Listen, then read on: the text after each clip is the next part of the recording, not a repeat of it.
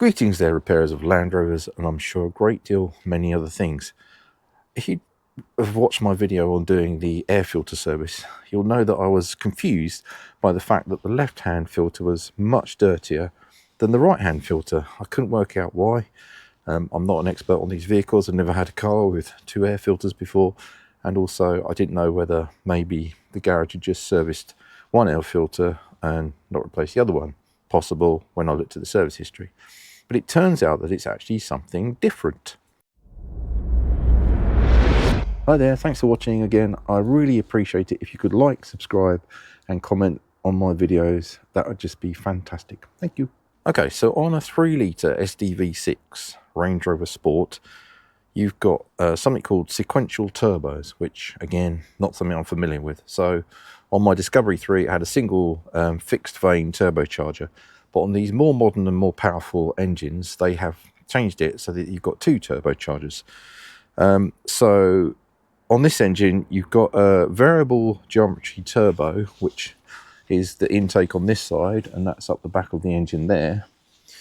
And that's the primary turbocharger. And then on the other side, this goes to what is a fixed vane turbocharger at the back. So that's what you would have had on a single turbocharger vehicle like the Discovery 3. So what does that mean? I'm going to read out of the Land Rover service, technical docs. So both turbochargers are used in a parallel sequential turbocharging system, which enables the engine to achieve quick throttle response at low engine speeds and efficient use of exhaust gas energy at high engine speeds.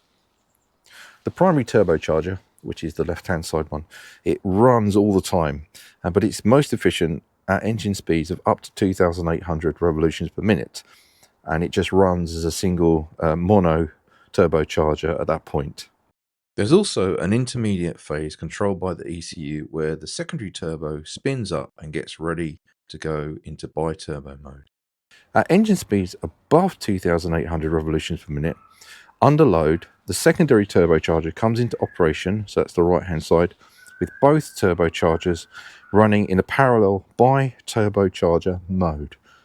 So when you're just pootling around, this has got enough, because it's got variable geometry, it can adapt to like what speed you're doing. When it's under extra load, so when you boot it, the secondary turbocharger cuts in and it gives you that real sort of boost that you feel on these engines when they take off.